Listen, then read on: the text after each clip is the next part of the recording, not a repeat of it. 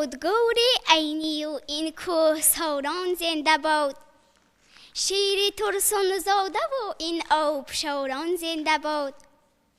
غنچه های پخته می خندند ز خنده و خندشان. خنده های دختران در پنبه‌زاران زنده باد. مادران تا حال می پایند راه اسکران. آخرین امید این امیدواران زنده باد. تشنگی خوب است و دارد چه جوی تشنه.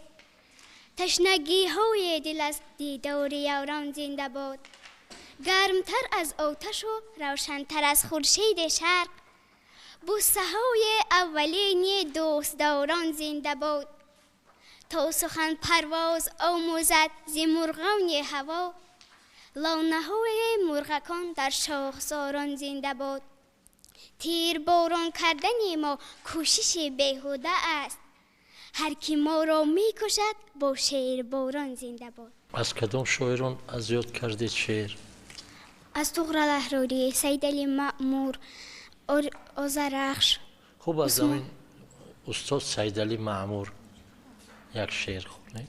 چون گرفتم راه بر سوی سخن، رو نمی گردانم از روی سخن. گشنگی ها می رود از یاد من، بر دماغم گر رسد بوی سخن. تشنگی کی می رسد بر خاطرم، می رسد وقتی به سر جوی سخن. از گلستان و بهارستان بماند، بر مشامم عطر حلبوی سخن. دوست دار خوب رویانم اگر، عاشقم بر چشم و ابروی سخن. چون یک مصرع اینجا خوندید، از گلستان و بهارستان بماند، بر مشامم عطر دلجوی سخن. همین گلستان و بهارستان به قلم کی تعلق دارن؟ سعدی شیرازی. آفرین، سعدی شیرازی. من دوامی ریشه اسماعیلی سامانیم. من دوامی ریشه اسماعیلی سامانیم. تاجیکی آزادم و در مسند سلطانیم. جامعه نوروز استقلال را پوشیده ام. شاخه پربارم و در عین گل افشانیم. از کی رو بای میدونید؟ صدرالدین عینی، بزرگ صابر، باقی رحیم‌زاده، فرزانه، سیجان حکیم‌زاده. از استاد صدرالدین عینی یک تقرار کنید. ای دل به غمی عشق گرفتار شدی، دیوانه شدی، خسته شدی، خار شدی. یک چند قرین صحبت یار شدی، آخر به یک دیدن او زار شدی. مکتب به تو یاد میدهد علم و ادب. مکتب به تو یاد میدهد علم و ادب. مکتب زی تو میبرد غم و رنج و تعب. یک نقطه مختصر زی مکتب گویم، آدم نشود کسی مگر از مکتب. زیبا دختره با پدر می آمد. زیبا دختره با پدر می آمد. از طرز پدر طرز دیگر می آمد. کاشون سنمی سر و قدیسی مندم، مانند مسیحی به پدر می آمد. یکی با تیر می گیرد جهان را. یکی با تیر می گیرد جهان را، دیگر با سیر می گیرد جهان را. ولی مادر به هر دور و زمانه فقط با شیر می گیرد جهان را. حسن عرابکش مرزا ترسونزاده کنی قرائت کنید. پشت مشکو با خبر مردم، به قفایت نگاه کن نانوای. های هیزم فروش ورزابی، خری خود را کش از درونی لای. با چنین دوغا ولوله آمد، حسنی آشنا عرابه سوار. آدمان را به دو طرف رانده، میگذشت از میان بازار.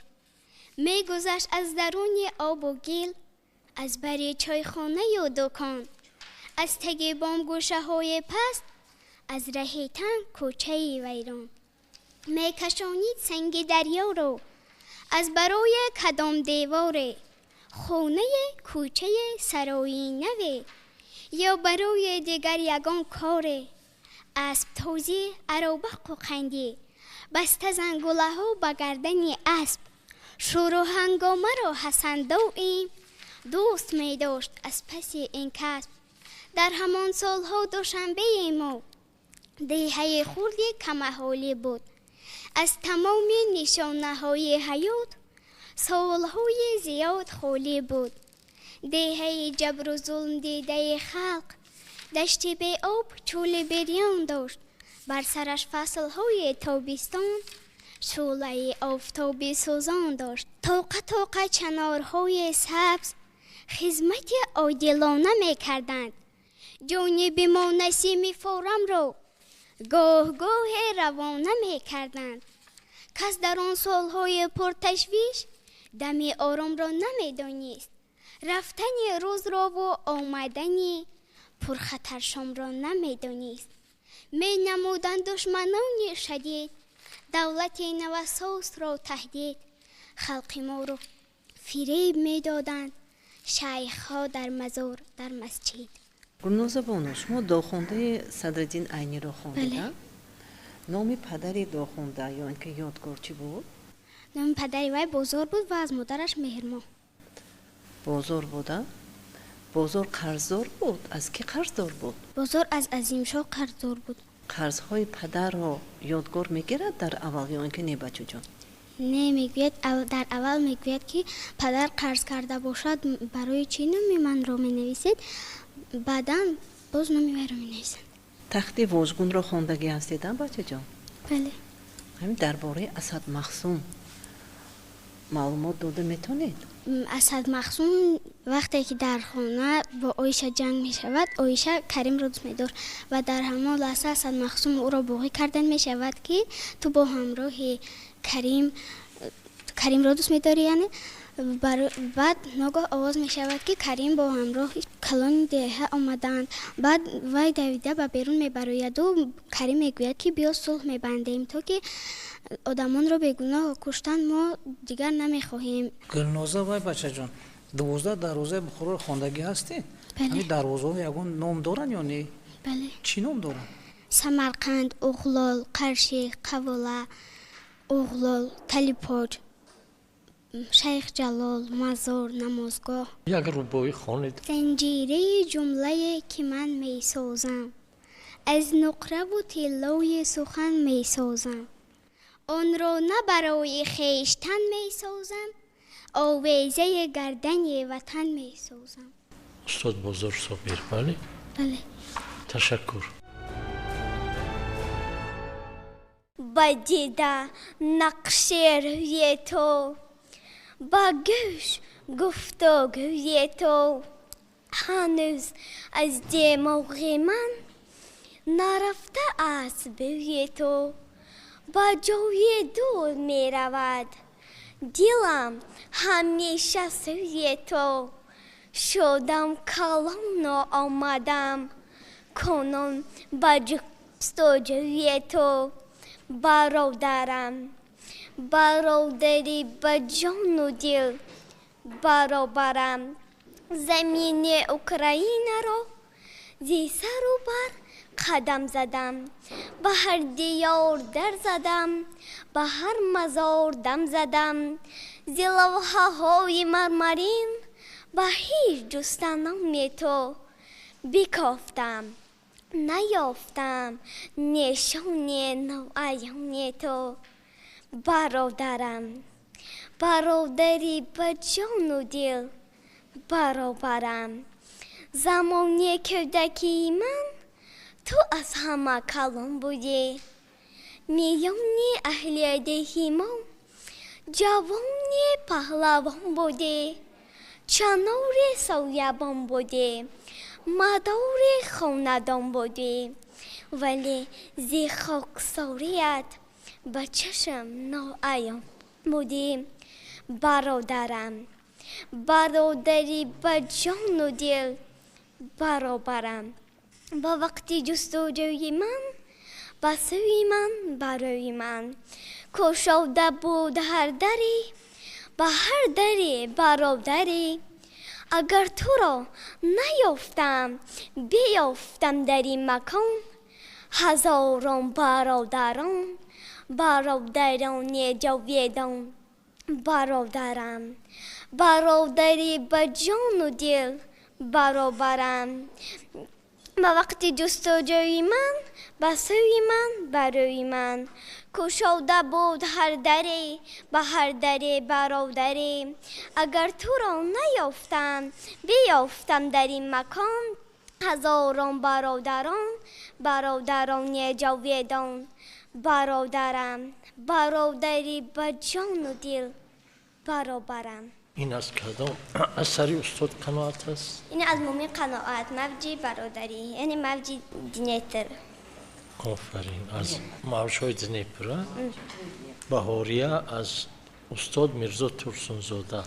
بهار آمد صدای بلبل آمد نسیمی فورم و بوی گل آمد لباسی سبز را صحرا ببر کرد کلاهی سبسفید آلو بسر کرد پس از باریدن باران نیسان چیزی بایند دشت و کوهساران بهار آمد چمن گل پیش آمد دل ما بچه ها در جوش آمد دویدیم و به سوی باغ رفتیم همه مانند گل بالیده گفتیم درختی نو به باغی نشیناندیم درختی سیب و شفتالو رساندیم به باغی ما درختی نو کروید اناری لاله رنگ تو کوید همان ساله که آنها بار آرند به ما خرسندی بسیار آرند. قند جویی پند جویی ای جناب هرچی میگی شعر مومی قناعت نام شعر زبانی تاجیکی به هواداری زبانی تاجیکی قند جویی پند جویی ای جناب هرچی میگی بجو بیکران بهره گوهر به حساب هرچی میگی بجو فارسی گویی دری گویی ورا هرچی میگویی بگو لفظ شیر و دلبری گویی وقت را هرچی میگویی بگو لفظی من تنها زبانی مادری است همچون شیر مادر است بهر او تشبیه دیگر نیست چون که مهرش در بر است زین سبب چون شوخی های دلبرم دوست می‌دارم ورا چون نوازش های گرمی مادرم دوست می‌دارم ورا. قاری اسمت یا قاری اشکنبه پولهایش را در کجا میموند؟ در بانک میموند. وی پولهایش را در بانک پادشاهی میموند. در چند بانک میموند؟ در دوتا. وقتی که قاری اسمت و سرتراشخانه می‌دراید برای چی نصف پولش را نمی‌دهد؟ برای که میگوید با سرتراش که نصف سری من مو ندارد و شما هم با موهای کوتاه یک بار تیغ میرانید و با موهای بلند دو بار و به همین سبب میگوید که نصف سری من مو ندارد تو فقط نصف سری من را میتراشید. حکایه ها از تهذیب و سیبیام کدام حکایه را خواندید من پرسم بچه؟ پیرمرد در راه میرفت و مرد اومده و رو به خونه برده بسیار پذیرایی کرد. پیرمرد از وی پرسید پسرم من تو رو نمیشناسم و به تو هیچ خوبی نکردم این حرمت احترام تو برای چیست؟ و اون مرد میگوید برای آنکه تو با پدرم مانند هستی برای همین تو را حرمت و احترام میکنم هیچ نعمت بهتر از فرزند نیست جز به جان فرزند را پیوند نیست حاصل از فرزند گردد نامی مرد زنده بر فرزند ماند کامی مرد. یک شعر در وصف وطن. خاک وطنم سرمه چشمان من است روی وطنم آیینه رخشان من است نور وطنم آفتاب تابان من است مهر وطنم در دل جشن من است من را وطنم تربیه بسیار نمود فرزند به خود نیک و وفادار نمود دروازه اقبال برایم بگشاد پس خدمت خطابی وجدان من است. سلامت باشید. سلامت باشید. کودک میگشت با قوطی خود در خیابانی لبی بحری کبود. می توانستی که در چشمان او پی بری از مقصدی پنهان او. می دوید او هر طرف با جستجو سوی هر یک راهگذر آورده رو. آگهی می داد سیمای پسر کامده است اینجا وی از ملکی دیگر. او نریزانده است خون ناف خود در همین شهری لبی بحری کبود. گشت معلومم که افغان بچه است ساده و گمراه و نادان بچه است. گشت معلومم که مهمان آمده است مهمان از ملک افغان آمده است. گفتم ای سیاه هندی کابلی کودکی خردی و در حکم گلی. جسم خردت را به پشتی هندو کوش کی هوا داد از چی می گردی خموش. یا تو را بختی سیاهت رانده است باد افغانی مگر پرانده است. یا کسی گفتد که در هندوستان رزق انسان است چون آبی روان. هرچی می خواهی تو پیدا می کنی ناز و نعمت ها مهیا می کنی. می رود در جوی هایش جای آب در تمامی فصل ها شیر و شراب. بلکه آوردی تو هنگام سفر جنتی افسانوی را در نظر. ای جهانگردی جوانی کابلی کودکی خردی و در حکم گلی. ای جهانگردی جوانی کابلی. کابل کجا است؟ افغانستان. افغانستان. قشلاق طلایی یک چند بیت دیگر خونید. نشستم دوش با مردی کهنسال عجب مردی سخنور بود و خوشحال. بود از پامیر آن مردی خردمند حکایت کرد بر من شاد و خرسند. شنیدم من حکایت های او را به نظم آورده بنوشتم در اینجا. شنیدم از پدر این داستان را پدر بشنیده از باباش آن را.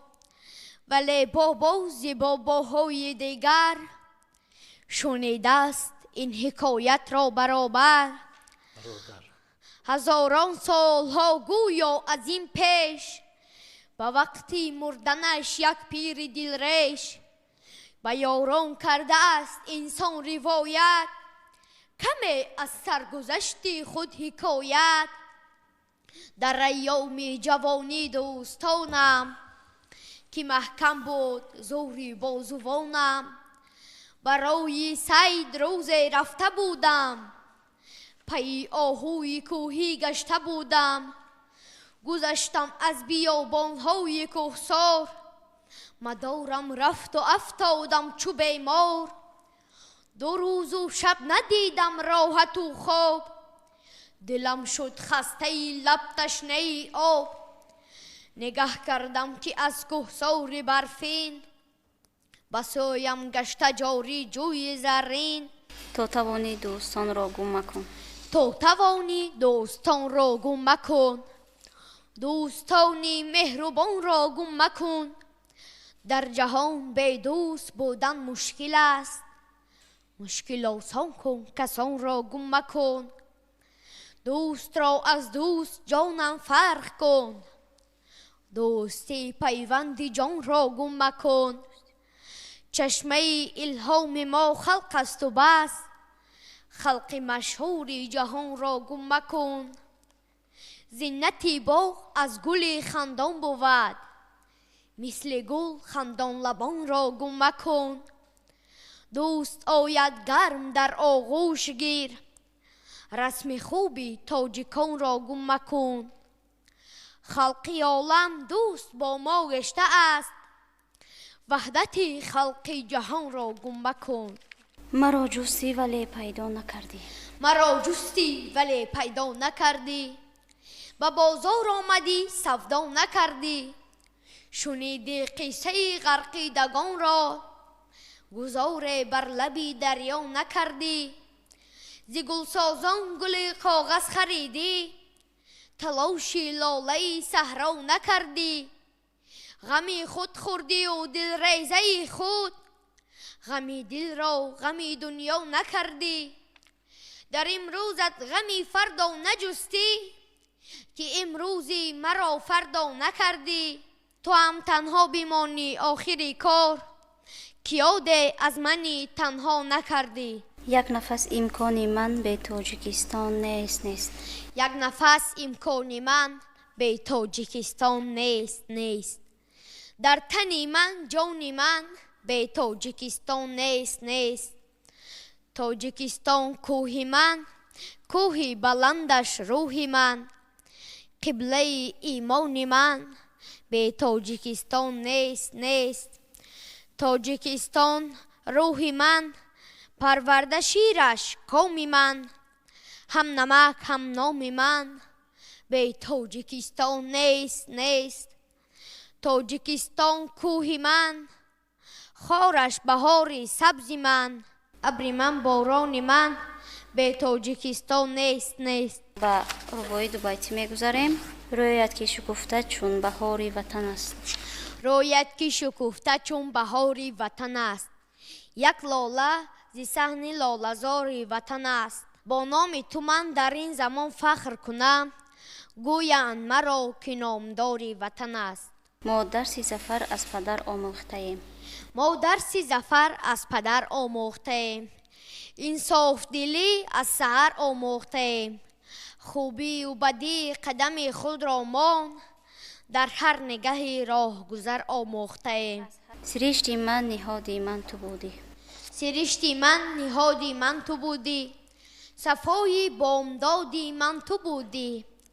ایا مادر با این سنبه سوادی، نخستین استادی من تو بودی. سلامت باشید. از پویست ها سوال میدیم. آدینه رو خوندگی هستید؟ در همون زواد پخته آدینه چند ساعت کار میکرد بچه جان؟ 12 ساعت روزی کاری داشت. هر یک روزی کار میکرد. او 30 تنگه‌ای بود. بعد او برای خودش 6 تنگه‌اش رو برای خوراکی خودش نان گرفته میخورد و ماندگی هایش رو برای توی گفته جمع کرد. همین در رامن تخت واژگان سید پهلوان که؟ سید پهلوان پدر میره. برای چی شهید شد؟ در جنگ شهید می شود. او رو از تیر اسد مخزوم وفات می کند. شما در برای کار موفقیت. سیمباد جهان گردم، سرکرده صد مردم. مرهمگری هر دردم، به خاک وطن هیجم. شاهنشاهی شاهانم، دنیاست به فرمانم. در تختی سلیمانم، به خاک وطن هیجم. سینایی درون بینم، سعدی و خوشایینم. به رنگ و رنگینم، به خاک وطن هیجم. به خاک وطن هیجم. دارایم و قارونم، هارونی فریدونم. گر لیلی و مجنونم، به خاک وطن هیجم. گر حاکمی کیهانم، در پاگهی یزدانم. پیغمبری قرآنم، به خاک وطن هیجم. به خاک وطن هیجم. از کدام شاعران؟ از تهذیب الصبیان صدرالدین عینی، از ساطی ملاغزاده مباحثه، از لایق شیرعلی غزل.